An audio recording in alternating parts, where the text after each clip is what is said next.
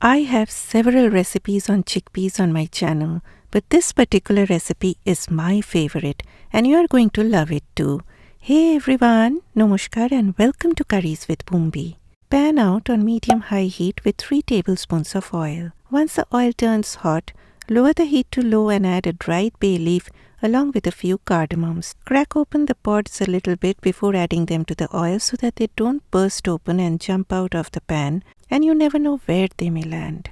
Add a teaspoon of cumin seeds and stir for a few seconds.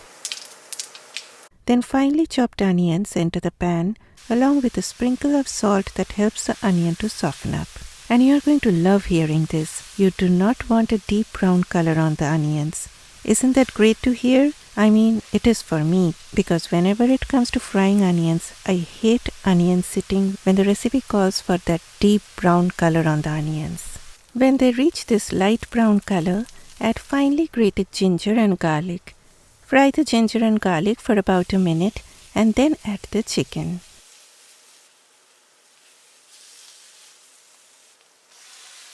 I am using boneless, skinless chicken that I have cut into small bite-sized pieces. You can even use chicken breast or lamb or mutton, whatever you prefer. Stir everything on high heat. Initially, you will see the chicken releasing a lot of water. What you want to do is you want all that moisture to dry up. When you see the oil dancing around the sides, you will know that the chicken is well fried. Now, I love adding potatoes, but if you do not like potatoes, then you can leave them out happily. For us, there is no happiness without Mr. Potato. Mr. Potato there and all smiles at my dinner table. Okay guys, then it's spice time. Turmeric powder, Kashmiri red chili powder. You can even use paprika if you want to avoid the heat. Then a good amount of ground coriander, a little bit of ground cumin and freshly crushed black pepper.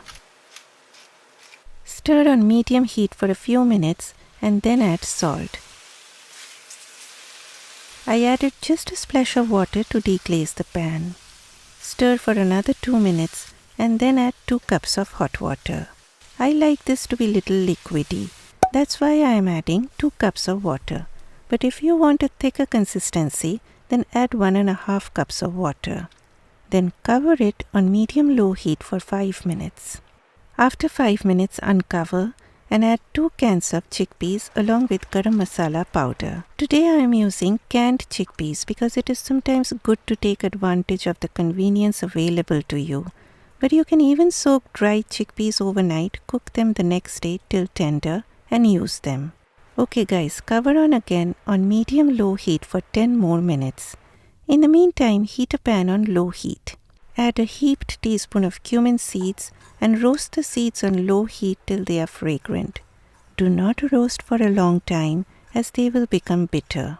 As soon as you get those beautiful wisps of aroma, take them off heat and grind them using a mortar and pestle, or you can also grind them on your cutting board with a rolling pin, or you can use a spice grinder. After 10 minutes, give a taste test. And I like adding little sugar to balance the flavors, but it is totally optional. Sprinkle some of that beautiful aromatic roasted ground cumin and remember to save some for later. Now if you are thinking why cumin powder is used twice, because freshly roasted cumin powder is more aromatic and is usually added at the end of cooking in order to enjoy that roasted smell. Garnish with sliced onions, coriander leaves if you like coriander, and a sprinkle of that roasted cumin powder along with lemon juice. Please smash that like button for me. Bye bye.